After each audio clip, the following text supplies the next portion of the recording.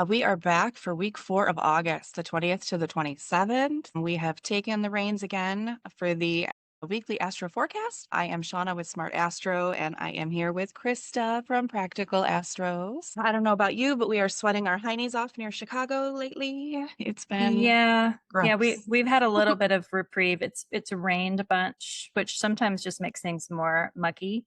But Swampy. yeah, but it's Yeah. rained enough where we do get these little, when you go into the ocean and you'll find these little ribbons of cool and ribbons of hot, Hmm. that's how it's been. It's just like you get these little moments of coolness. It's kind of Yeah. what the current week has been, which is the benefic enclosure of the moon and the Venus Jupiter conjunction. And we still get a little taste of that coming up, but Mhm. it's also going to get a little wonky. Yeah. So for week 4, we have on the 22nd, we have the sun moving into Virgo. Get your spreadsheets ready, everybody. August 23rd, we're going to talk about the new moon. We have Virgo squaring, nope, we have the sun in Virgo squaring Uranus and Gemini. Words are backwards. It's fine. We can do Yeah. that too. And then we're going to round it out with Venus moving into Leo on the 25th. Our recording today is the 14th. I am Central Time, so it's just before 10:15. I think we have is it Libra rising where I'm at? My husband just left to go on tour. And so I always do a chart whenever he leaves just to get a sense of where he was at. And he had a Mhm. really good chart to leave. But right now we're Libra Awesome. rising for my location. So this is the Awesome. first chart we're going to look at. And really, we're going to talk about all these transits roughly within just a couple of charts because they happen so quickly to each other. But the first one to pay attention to is the sun. The sun's at home in Leo, so it's leaving its domicile and going into the yin mercurial temple of Virgo. So there's always a little bit of bittersweet lamentation of the sun leaving its home because it only has one home. But I am a fan of the sun going into Virgo. It's a nice little figure it out and get her done sort of a story that the sun gets to live through.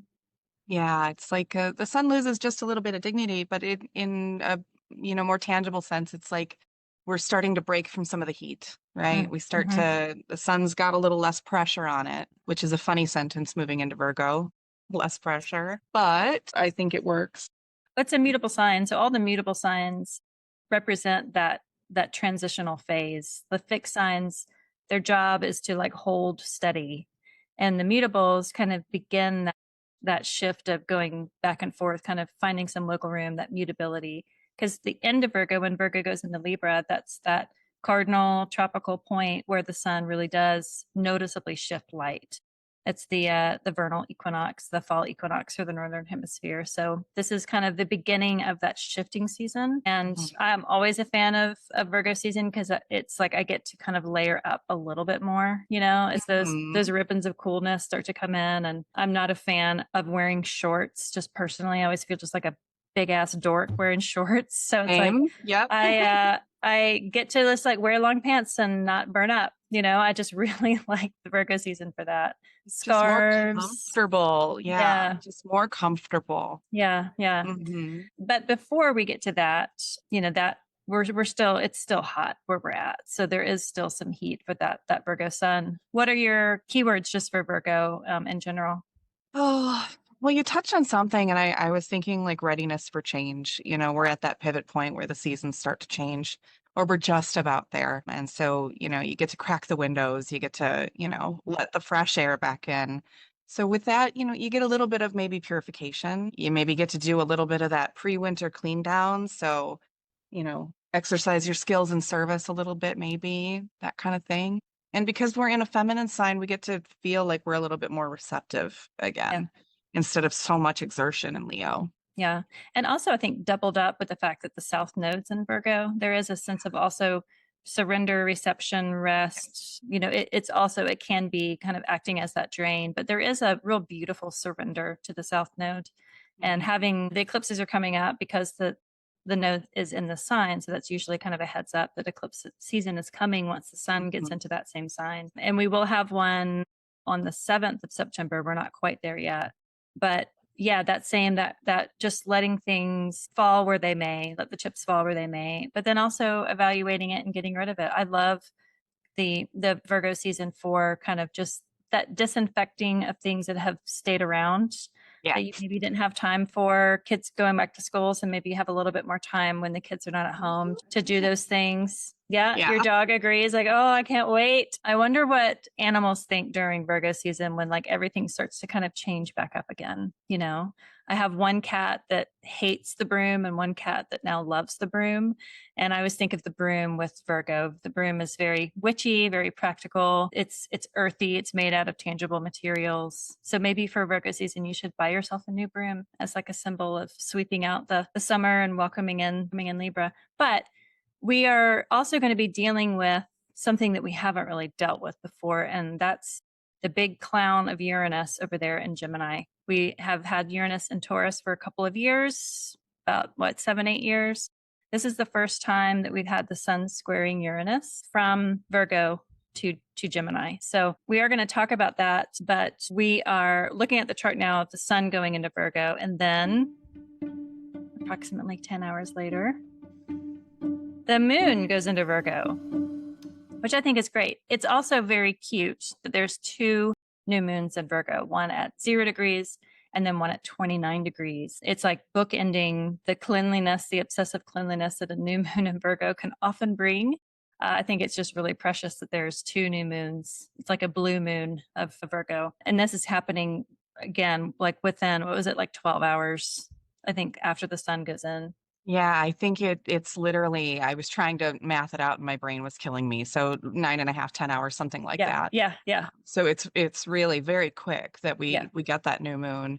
And we do get that double dose of new moon this season too. And it's gonna bookend really, really beautifully in Virgo. Yeah. The reason why this new moon is not an eclipse is it's just too far away from that node. So when the sun and the moon get closer to this node down here is when we kind of enter into that eclipse window. And we'll talk about that in the next coming weeks. And depending on who's going to be talking that, we haven't figured out who's going to be doing that. But as a group, the Asteri Sofia Kairos, we are going to be hosting an eclipse workshop right in between the eclipses. So September 13th, we're going to be talking all about this, how to use eclipses in your own charts. It's a little soft plug just for that workshop happening. But just as a reason why we don't get 2 Virgo eclipses within the cycle is that it has to be within 15 degrees. So this is 18 degrees away. It's just a little bit out of that window. Too far. Yep. So with that, Virgo is a mutable earth sign. We have Uranus and Gemini that's going to be retrograding very soon, but it's at that first degree of Gemini. Gemini is a mutable air sign, so that these 2 are going to be square each other for the first time in a very, very long time. This is our first square, our first little meeting between these 2. What are your ideas of sun square? I don't know. Uranus. That opening. Yeah, it's that opening square. Yeah. I'm Cancer rising too. So this is all happening for me in my 12th and 3rd. So I'm like, I mean, it's bound to be exciting, right? It's our opening square. So hopefully it's a little more gentle with us to start off with, but hopefully it's something fun too. Uranus can bring surprises, not just the scary stuff. So staying optimistic is huge. Yeah. I like that they're both happening in Mercury's temple. Mercury is direct. Mercury will be Cazimi the sun fairly soon, but Mercury is out of sight of the sun and the moon because they're in adjacent signs to each other. So Mercury can see Uranus just by whole sign in a sextile, but it can't see the Virgo. So I'm hoping for that the sun and the moon being out of sight of its domicile and exaltation ruler of Mercury are kind of like operating blind, but maybe that's a good sense for a new moon of like, you don't always know, what to plan for in a new moon. And I often get frustrated when a new moon comes where I'm like, I got to figure out like what seed to plant. And often I'm just kind of blank. I'm like, I kind of get a vibe of like what I want to change, but I don't have words yet. And a dark moon and new moon is a great time to just sit and be still and receptive. You don't have to figure it out. And maybe that square from Uranus will be that lightning bolt, fun inspiration idea that just illuminates that dark stillness of a new moon because it's connected to Mercury. I love Uranus for those really brilliant lightning flash, light bulb, aha, meditative download moments. And that's what I'm hoping for. We had Uranus square the sun when they were in fixed signs in Leo and Taurus, and it caused like serious shit, very like loud conflict. And within the mutable signs, within these 2, I feel like it might be more technologically related, might just be communication. It might be, beam me up, Scotty, being able to like transport. Who knows? I feel like we get to find out. But with Uranus, it's notoriously hard to predict. It's just going to be quite different from the Leo Taurus square. I love that you said Beam Me Up, Scotty, because you mentioned that book in our group. Which one? The Tade Thompson book. Oh, yeah. This one here. Yeah. Isn't it literally like sci-fi, alien, matrixy type stuff? Yeah. It says Rosewater. I'm like way late to the Rosewater fan. Oh, me too. Me too. But it's Rosewater is a town on the edge, community formed around the edges of a mysterious biodome. Its residents comprise the hopeful, the hungry, the helpless, people eager for a glimpse inside the dome or a taste of its rumored healing powers. It's basically a psychic space sci-fi book. So maybe that's. But how fun is that for the Mercury ruled signs? Like you're reading a sci-fi book. Yeah. Yeah. I mean, that's perfect for that too. And often, I find that you get these omens of things, of like TV shows that you watch, songs you hear on the radio, books that you are recommended, books that keep like kind of floating to the surface, even if it doesn't make sense of why you need to read it. But you can find the omens. There's little omens everywhere. You can find those omens. So yeah, maybe I'll try to at least get it started by that. All of my other books that I have not started reading have their arms folded. Just like, really? You literally just got that from thrift books and you're claiming that you're going to read it when we've been sitting here for like 10 months and you haven't even cracked us open. I know. That's funny. What's going to happen. Well, if you get through the first chapter, then technically you've started it. So. Right. I've cracked it open. Maybe that's perfect then for the 24th. Yeah. Yeah. New moon in Virgo. I swear I will start and read the first chapter of all of my unread books. Like all of them. Oh no. All of them. I can see the stack of Shauna has this awesome bookshelf behind her. I know she said it's like leaning forward because it's got so many books, but it's such a great sign of curiosity and wanting to like discover worlds that are hidden within the pages. To me, that is such a Mercury story. And so we are, if you're an interesting person, you have a ton of books you have not read. So if you've read all your books in your house, then I don't trust you as a human. Maybe that's what this is. Yeah. Yeah, I like it. The other mutable signs, Pisces has the North Node and Sagittarius doesn't have anything with all the outer planets not going into Sag for a long time. We get the moon in Sag, but really Sagittarius is just like out on its own adventures, kind of letting the other mutables enjoy it. But I think that it's interesting just to pay attention to that square from Uranus hitting the luminaries while the nodes are there. It might lead into or glean an insight on what the nodal story is with the cycle, but it'll get louder once the eclipses start. But maybe this is that cracking egg moment, with Uranus there. Pretty soon after, we're going to get Venus going into Leo. Venus conjoined Jupiter in Cancer, and it's been moving through Cancer, and it's going to go into Leo at the end of the month. And so all of these are happening within days of each other. All of these are kind of shifting and shifting the vibe of things, bringing in that Mercury mutableness of it all. I'm partial to Venus in Cancer because it's my natal placement, but I also really absolutely love Venus in Leo. She gets spicy. Yeah. She gets so spicy. Yeah. What are some of your keywords for Venus moving into Leo? Oh, well, that first one, spicy, right? Bold. I mean, Venus, your favorite phrase, right? Venus favors the bold. It makes me think of, in Love It or Hate It, Sex and the City. Carrie Bradshaw's character, right? Like adornment, even if you're just walking down the block. Yeah. That's what it feels like. Frilly skirts just for the hell of it. And, more outgoing, and you don't know a stranger, and laughing as the loudest person in the room. Like that's what Venus in Leo means to me. Yeah, those people that have like those really signature laughs, like they can't help it. That's very Venus and Leo. It's because Leo expresses, it's the sun, it cannot help but shine. It doesn't ever set truly. It just turns the corner and is continuing to shine. It's always on. And Venus going in there, she gets a little burned up, but that is illuminating. It kind of burns away some of the Cancerian waters that she's been undulating within. Venus in Leo is an expressive place for beauty. And so you can look at even just the house of Leo for you. For me, it's the 10th house. So just visibility of beauty.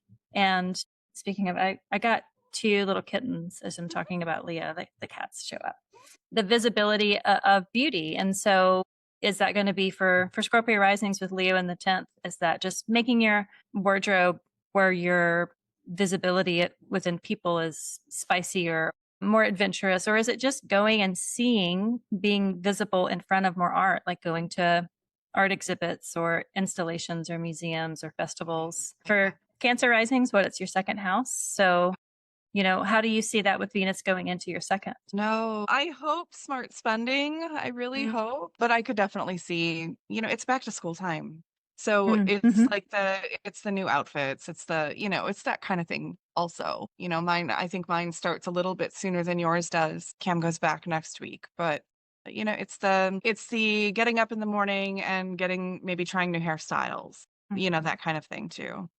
Yeah, and also it's a maybe unfortunate combination that your child is a Leo ascendant, and so it's the glow up for them, but then you actually have to pay the price for that. Yeah, yeah. Story. There can definitely be overspending when Venus goes into your second house. I have Sagittarius as my second, and Sagittarius knows no boundaries when it comes to spending money sometimes. So when Venus goes into Sag, it's kind of like it's just MC Hammer story, just like paying for everybody. Yeah. But it's fun. Venus just comes and brings opportunities, and she wants pleasure. In the tarot card, she's the Empress, and there's just fertility around her. So also I could see is the fertility of the second house for Cancer risings. What is being grown there? What is being beautified in the house of skill? And just look and see where Leo is in your chart.